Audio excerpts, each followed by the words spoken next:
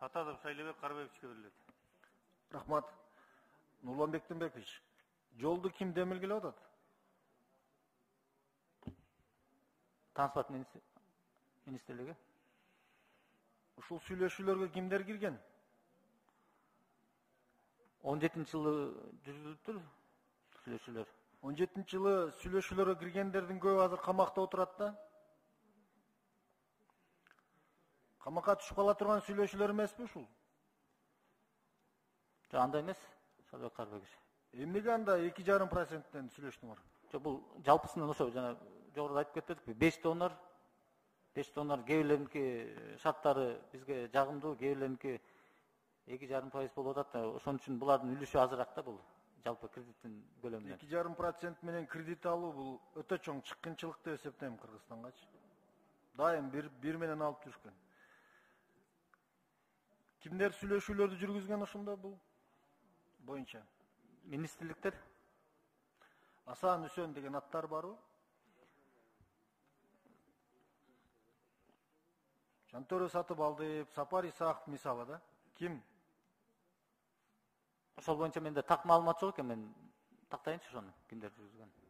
Мындай тактап билгендерди жөнөтсөңөр палатага, Макул. Сиз Север Юкту бүтөйүн деп калды деп айттыңыз да, качан бүтөйүн деп калды? Качан бүтөт? 2023-жылы бүтөт. Качан бүтүш керек эле? 2018-жылы бүтүш керек болчу. Эмнеге бүтпөй атат? Маяка тоннелди курулушунда кичине маселе болуп атат. Ичинде слабый грунт болуп, ошондон созулуп атат да. Ал боюнча да уруксат берсеңиз, так маалыматты берейин. Негизи бирок ушундай да. Азыр биздин кесиптешибиз Алы Азимович туура айтып кетти да. Ушуга жооп бере турган күндөр келет. Азыр эле токтотпойлу ушул нерсени. Кийин кеч болуп калат. Сырт карыздын 50%-дан ашыгыны жол транспорт алат экенсиңер. Азыр кайсыл жолубуз бар сыймыктана турган? Тышкы карыздын 50%-ын алып туруп Минтранс. Кайсы жолду биз элге сыймыктанып көрсөтөбүз, айтыңызчы. Шайлебек Карабекович, негизи Бишкек Нарын-Торгат жолу мурдагы жылы бүттү, азыр толук функция иштеп жатат. Бишкек Ош жолу деле 2012-жылы бүткөн болчу. Бирок баягы каражаттын жетишсиздигинен кээ бир участоктор кайра талкаланды да. Ош Сарыташ Иркиштам жолу иштеп жатат. Сарыташ Карамык жолу убагында бүтүргөнбүз. Север Юг жолуна канча кетти?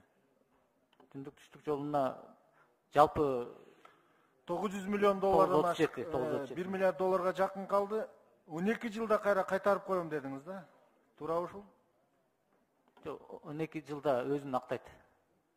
Кандай критерийлер менен? Жанагы транспорт каражаттары жүрөт да, ошолордун оңдоого кеткен үнөмдөөдөн, топливодон үнөмдөөдөн мунун баары эсептери бар ТОда.